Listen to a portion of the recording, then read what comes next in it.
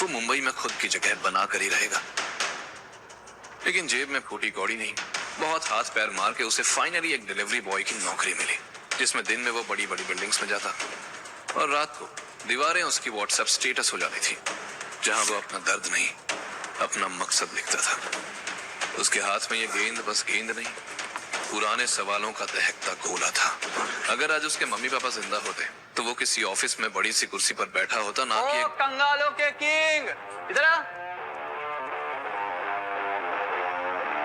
Sir, bike लेकर जा और 10 मिनट में ये सारे बॉक्सेस डिलीवर कर दिया। सर आप बिल्कुल भी टेंशन मत लीजिए। आप जानते हैं ना, मैं डिलीवरी में कभी भी डिले नहीं करता है। आप मुझे 50 बॉक्सेस दीजिए या 500 बॉक्सेस दीजिए, मैं टाइम से डिलीवर कर दूंगा। बस एक छोटी सी रिक्वेस्ट ये थी कि आज का जो मेरा पैसा है वो टाइमली दे दीजिएगा प्लीज। वो क्या है ना, मुझे आज पैसों की बहुत ज्यादा जरूरत है। मेरे किसी स्पेशल का बर्थडे और मैं ओ मजनू, क्या मुझे पूरी कथा सुनाएगा? 9 मिनट तेरे पास, सिर्फ 9 मिनट। चल जल्दी कर। वेद ने ये सुनते ही वो सारे पैकेजेस उठाए और चीते की तरह भागते हुए सबकी डिलीवरी करने निकल पड़ा। अरे इस उल्टी बुद्धि को बाइक ले जाने में क्या प्रॉब्लम है, जबकि बाइक खाली पड़ी।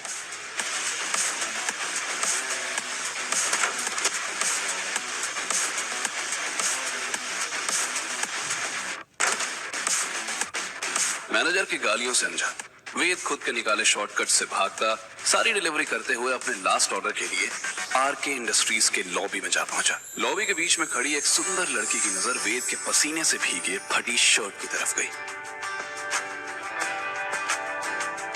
कोल्ड कॉफी फॉर मिस खीरा। जिम की सब्सक्रिप्शन फ्री हो गई है क्या? हर कोई बॉडी बना के घूम रहा है। वेद की टोन, एथलेटिक बॉडी और स्ट्रॉन्ग मसल्स उसकी फटी शर्ट के थ्रू बहुत साफ दिख रहे थे। नहीं माँ, ये बॉडी मैंने जिम में नहीं बल्कि मेहनत से बनाई है, जिसका हम लाइफ टाइम का सब्सक्रिप्शन ले रखा है मैंने। ट्रस्ट मी, मैं तो यहाँ पे आया था एक स्पेशल कोल्ड कॉफी की डिलीवरी देने के लिए, किसी खीरा के नाम से है। It's Kiara, okay? तुम्हें एक सब्जी और खूबसूरत लड़की में डिफरेंस नहीं दिखता? एंड भाई तुमने मेरे नाम का मजाक कैसे उड़ाया, यू डब्बा?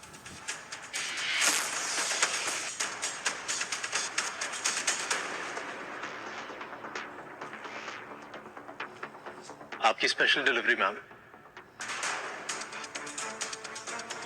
गुस्से में तिल मिलाई कियारा ने वो कॉफी सीधा वेद के मुंह पर फेंक दी।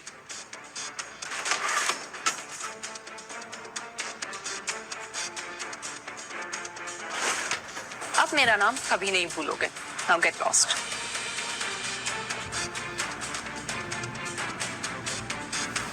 कॉफी वाकई में काफी बढ़िया थी। Thank you ma'am. How dare you! दूसरी तरफ एक भीगी हुई शर्ट के साथ वेद रेस्टोरेंट पहुंचा और उसने जल्दी से कपड़े बदले। हॉल में फिर वो अपनी सैलरी लेने गया ही था कि उसके मैनेजर ने उसे पेन और नोटबुक पकड़ाई। सुन, ये पकड़। आज स्टाफ कम है। वो ब्लैक सूट वाला कस्टमर देख रहा है, वो बहुत खास है। अगर तूने उसको खुश कर दिया तो तुझे 1 महीने की सैलरी भी एडवांस में दे दूंगा और तेरी जॉब भी परमानेंट कर दूंगा। वाह सर, 2 लड्डू एक साथ है। आप बस देखते जाइए वेद का कमाल।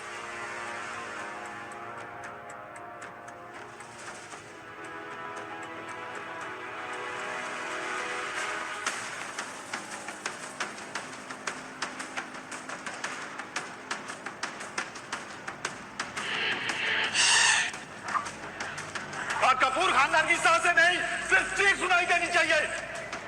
ये आदमी मुझे देखा हुआ क्यों लग रहा है? उस हट्टे कट्टे आदमी के चेहरे पर एक रहस्यमयी हंसी थी, जो वेद को उस भयानक रात की यादों में धकेल रही थी। वेद की धड़कन तेज हो गई थी और माथे पर पसीना आ गया था। आज कपूर खानदान की सांसें नहीं, सिर्फ चीख सुनाई देनी चाहिए। हमारा इंसाफ कपूर परिवार की जासूसों का गुजरेगा। जब तक गद्दारों की हड्डी नहीं जलेगी, तब तक हमें ठंडक नहीं मिलेगी। कपूर गद्दारों की सिर्फ एक ही वजह है, मौत।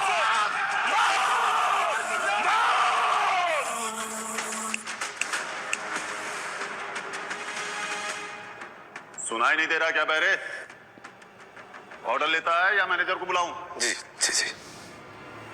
वो उनका ऑर्डर लेकर अपना काम तो करने लगा था, लेकिन उसका दिमाग सवालों से घिरा था। क्या कनेक्शन है इस आदमी का उस हादसे वाली रात से? कुछ देर बाद जब वो आदमी उठकर चला गया तो वेद की सांस में सांस आई। वेद उनका टेबल साफ करने गया तो देखा कि उस आदमी का फोन वहीं छूट गया। वेद ने फोन उठाया तो फोन के स्क्रीन लॉक पर उसे फिर से उस शख्स की तस्वीर दिख गई। इसके गले में लॉकेट, इसका मतलब मेरा शक सही निकला। इस फोन में इस आदमी की डिटेल जरूर होंगी। इसको अनलॉक करने की कोशिश करता हूँ। मेरा फोन चोरी करते हुए शर्म नहीं आई तुझे? मैनेजर!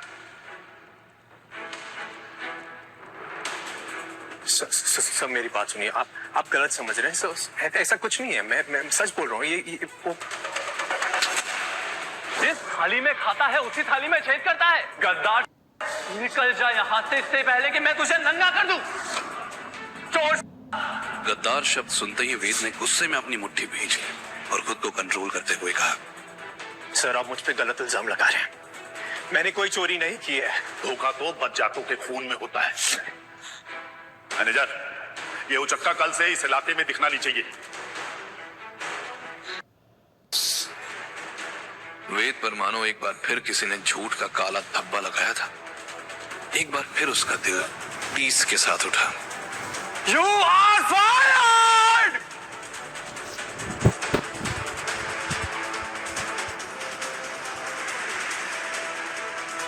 उसने कसम खा ली कि नौकरी चली गई तो क्या, वो सोनिया को अपनी जिंदगी से नहीं जाने देगा।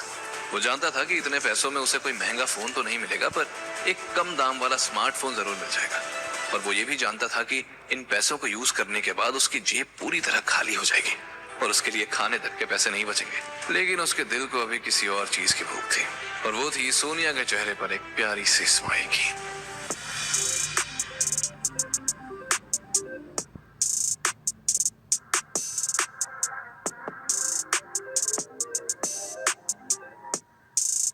एक तरफ वो सोनिया के साथ फ्यूचर का सपना देखे जा रहा था, दूसरी तरफ किस्मत उसके लिए एक और धोखा रच रही थी।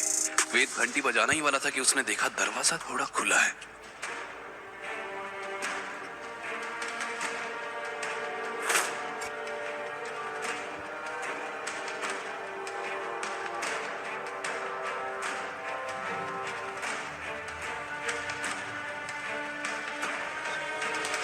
यार सोनिया, यहाँ तुम उस लूजर के साथ बात करती रहती हो।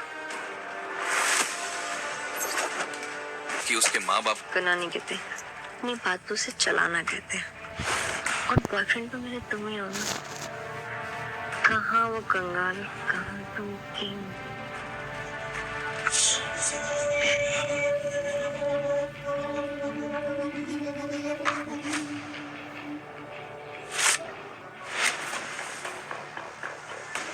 वेद, तुम यहाँ अंदर कैसे आ गए? ये क्या कर रहे हो तुम?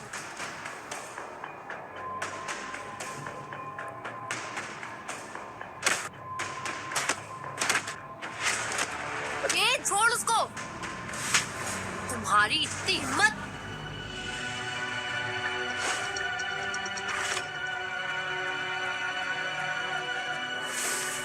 तुम्हारी इतनी हिम्मत! ये लाया है ये 2 कौड़ी का फोन। मैं तो तुझे वैसे भी छोड़ने वाली थी, लेकिन अच्छा हुआ कि मामला आज ही खत्म हो गया। भिखारी से। वेद सोनिया के घर से निकल जरूर गया था, पर उसके दिमाग में अभी भी उसकी गालियां सुनाई दे रही थी। वो रास्ते को चीरता हुआ अपनी बिल्डिंग की छत पर जा पहुंचा, पर अभी उसके दिमाग से सोनिया और रोहन की बेडरूम की याद परेशान कर रही थी। उसके दिल से एक जोर की चीख निकली, पर तभी कुछ गुंडे उसके सर पर काला कपड़ा और हाथ लोहे के सिक्कड़ से मजबूती से बांधकर उसे गाड़ी में भर के ले जाने के लिए तैयार हो जाते हैं। वेद को यकीन हो गया था कि उस रेस्टोरेंट वाले आदमी ने उसे पहचान लिया था और इन गुंडों को उसी ने भेजा था। वेद गुस्से से उन गुंडों पर टूट पड़ा।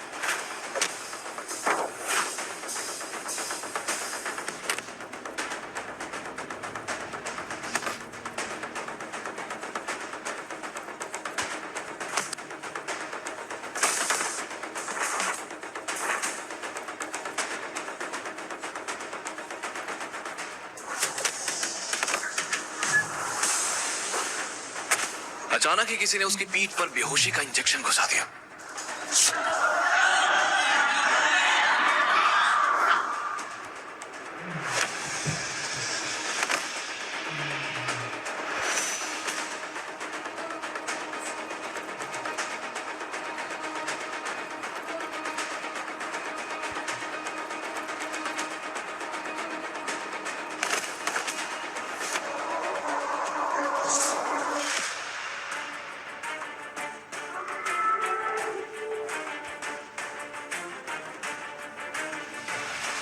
जैसे ही वो खड़ा हुआ उसे कई सारे जूतों की आवाज आने लगी, जैसे कोई आर्मी की परेड हो रही हो।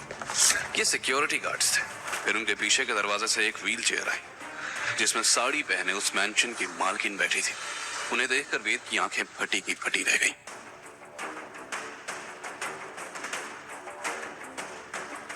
वेलकम मिस्टर वेदांत विक्रम कपूर। अपना पूरा नाम सुनकर तो वेद के होश ही उड़ गए। इस शहर में उसका पूरा नाम कोई नहीं जानता था, तो इनको उसका नाम कैसे पता? आशा करते हैं हमारे आदमियों ने आपको ज्यादा परेशान तो नहीं किया। अब सावित्री देवी रायजादा। एक बात बताए, तुम्हारी चॉइस बड़ी खराब है। सोनिया, जिस रेस्टोरेंट से तुम्हें निकाला गया है वो रेस्टोरेंट हमने खरीद लिया। वेद को ये तो समझ आ गया था कि सावित्री रायजादा कोई साधारण औरत नहीं है। तो क्या मैं आपसे पूछ सकता हूँ कि आप मुझ पे इतनी मेहरबान क्यों हो रही हैं? मिस्टर वेदांत विक्रम कपूर, तुम आम आदमी नहीं हो, आरके इंडस्ट्री के वारिस हो, करोड़ों की जायदाद के मालिक हो, कोई मामूली डिलीवरी बॉय नहीं हो। वारिस।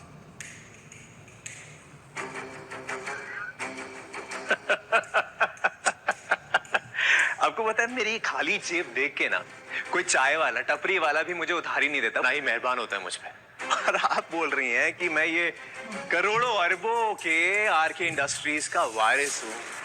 वारिस बनना बहुत आसान है, पर वारिस बन के जीना बहुत ही मुश्किल। जिस लड़के की जेब में 1 रुपया भी नहीं, उसे एक झटके में ये बूढ़ी औरत करोड़ों का मालिक बता रही थी।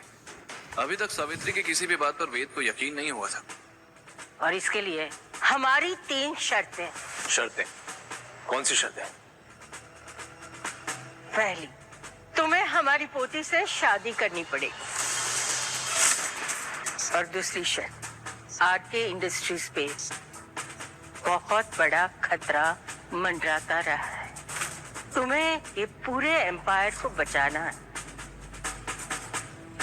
और तीसरी और आखिरी शर्त, तुम इतनी बड़ी इंडस्ट्री के मालिक हो, ये राज राजी रहेगा जब तक सही समय ना आए।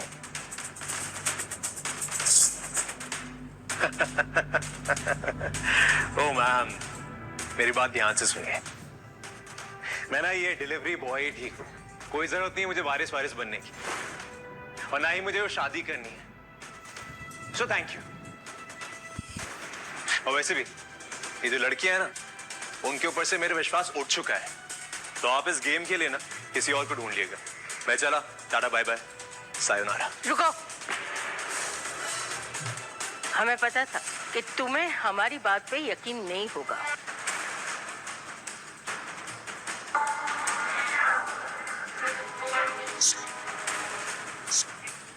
ये देखो। आखिर क्या था इस तस्वीर का सच? क्या वेद के माँ बाप किसी सीक्रेट मिशन के मोहरे थे, या वो सच में गद्दार थे? क्या बड़ा प्लान कर रहे थे वेद के पिता? क्या वेद सावित्री रायजादा की शर्त मानेगा? कैसे साबित करेगा वेद कि उसके माँ बाप गद्दार नहीं थे?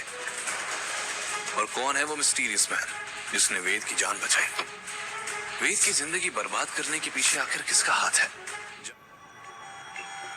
ये तस्वीर आपके पास कहां से आई, और ये आदि क्यों है? सवाल वो नहीं है, सवाल ये है कि इसे देखकर तुम्हारा इरादा बदला कि नहीं? नहीं बदला ना? बड़े जिद्दी हो तुम, पर हम भी कम नहीं। हम तुम्हें यकीन दिला के रहेंगे। तुम्हें आज यहीं रुकना पड़ेगा। कल सुबह हम तुम्हें एक जगह पे ले जाएंगे जहाँ जाके तुम्हारा इरादा ही नहीं, यकीन भी बदल जाएगा। सुनो, इन्हें गेस्ट रूम दिखा दो। कल सुबह शार्प 8 बजे हम यहाँ से निकलेंगे।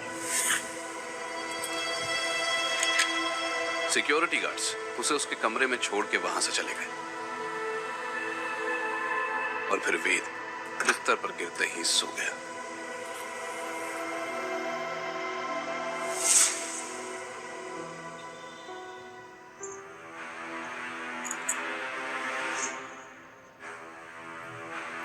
चलो हमारे साथ।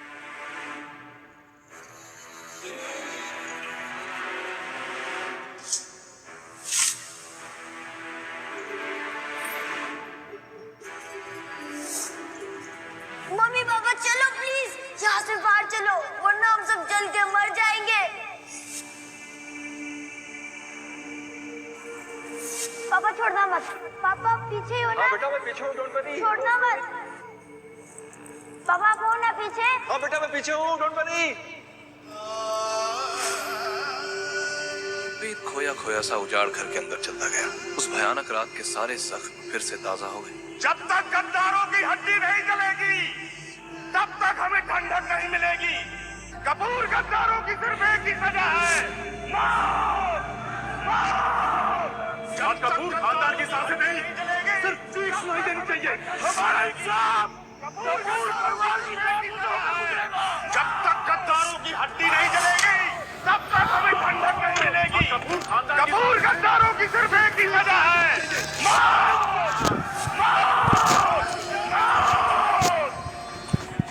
उस जले घर में माँ बाप की चीखें गूंज रही थी और दीवारों पर गद्दार लिखा हुआ था। उसके कांपते कदम उसी कमरे में पहुंचे जहां उसने अपना सब कुछ खो दिया था। तभी उसे किसी ने पीछे से धक्का दिया। गद्दार का बेटा गद्दार ही होता है। जैसा अंत तेरे माँ बाप का हुआ है ना, वही अंत तेरा होगा। वक्त की सीढ़ी के बारे में बात करनी थी, तो इस नानी छोड़ेगा।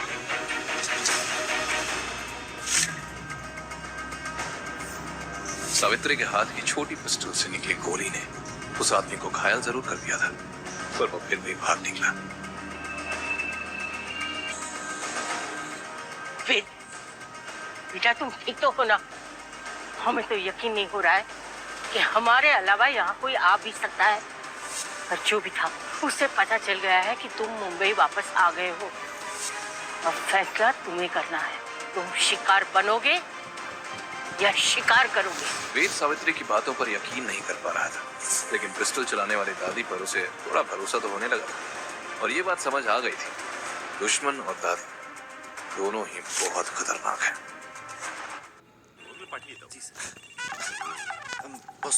रास्ते जम नतून किछु बोले। दोनों ही बहुत खतरनाक हैं। मुझे आपकी सारी शर्तें मंजूर हैं। तुम हकदार हो उस कुर्सी का जो तुम्हारे माँ बाप छोड़ के गए थे। और सबसे पहले उस गद्दार को पकड़ो जो आरके इंडस्ट्रीज को बर्बाद कर रहा है, और तब जाके तुम वो कुर्सी के असली हकदार बनोगे। मंजूर है? मंजूर है। गाड़ी निकालो, हम रजिस्ट्रार ऑफिस जाएंगे।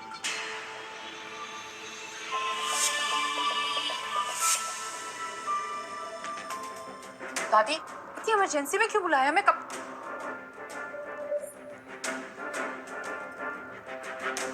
तुम यहाँ क्या कर रहे हो?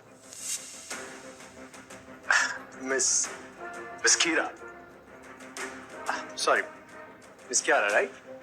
ये डिलीवरी बॉय आपके साथ क्या कर रहा है? तो तुम दोनों पहले ही मिल चुके हो, अच्छी बात है। दादी मैं समझी नहीं, ये क्या हो रहा है? ये यहाँ पे क्या कर रहा है और हम यहाँ पे क्या कर रहे हैं? इस लड़के से तुम्हारी शादी हो रही है।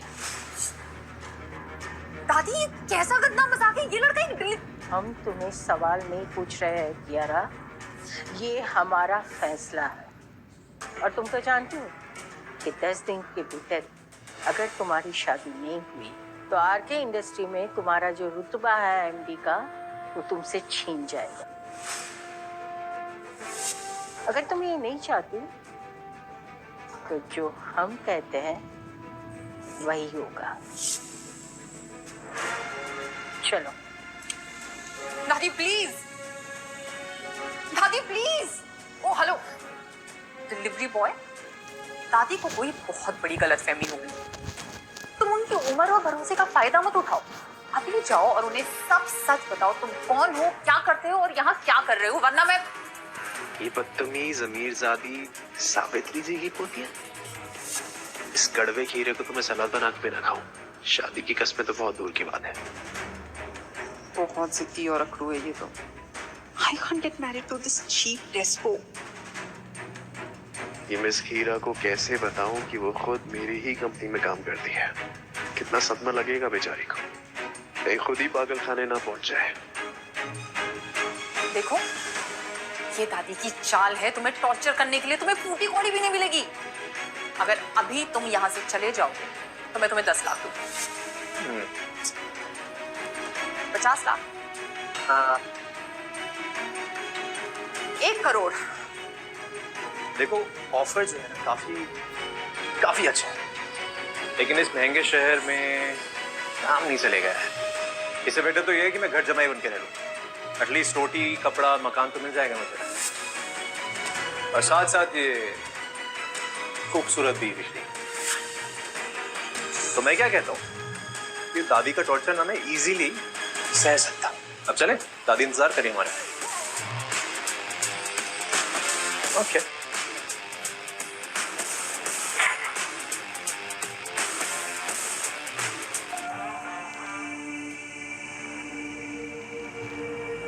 आओ कियारा। रजिस्ट्रार के सामने सिग्नेचर करो। आओ।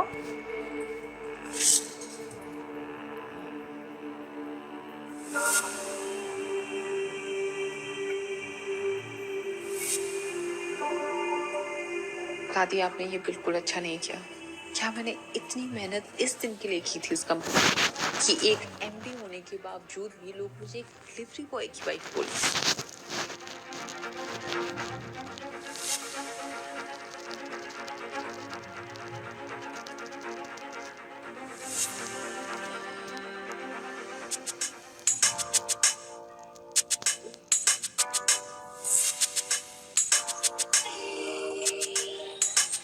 आज से तुम दोनों पति पत्नी हो। उसके मन में तूफान उठ रहा था। उसे समझ नहीं आ रहा था इस लड़के ने उन पर क्या जादू कर दिया था।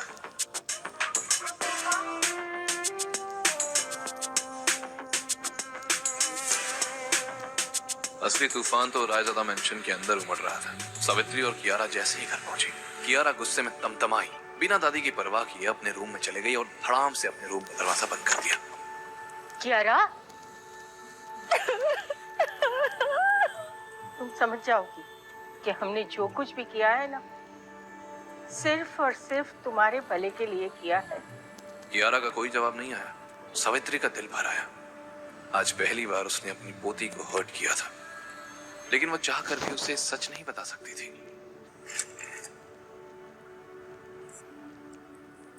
हम बोल रहे हैं, अब तक जो कुछ हमने सोचा था सब कुछ वैसे ही हो रहा है कि कियारा और वैद आने वाले समय के लिए तैयार है, क्योंकि असली इम्तिहान। फोन की दूसरी तरफ से अभी आवाज आनी बाकी थी कि तभी अचानक पूरे विला की लाइट चली गई। कौन है? कौन है यहाँ? इतने आलीशान मैंशन में जहाँ हवा भी बिना इजाजत के नहीं चलती, वहाँ अचानक लाइट का चले जाना। सावित्री जानती थी कि ये कोई साधारण पावर कट नहीं है। अंधेरे में उनका दिल जोर से धड़कने लगा। अरे जल्दी आओ! अरे देखो ये लाइट कैसे चली गई।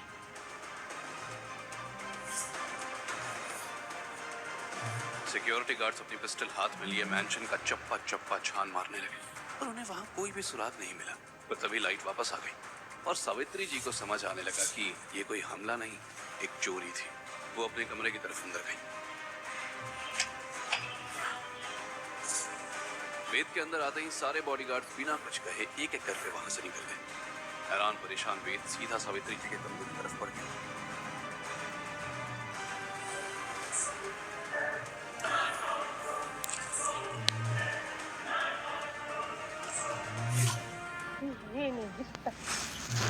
दादी, आप दोनों तो मुझे वहां अकेला ही छोड़ा है, और ये सब भगदड़ क्यों मची हुई है बाहर?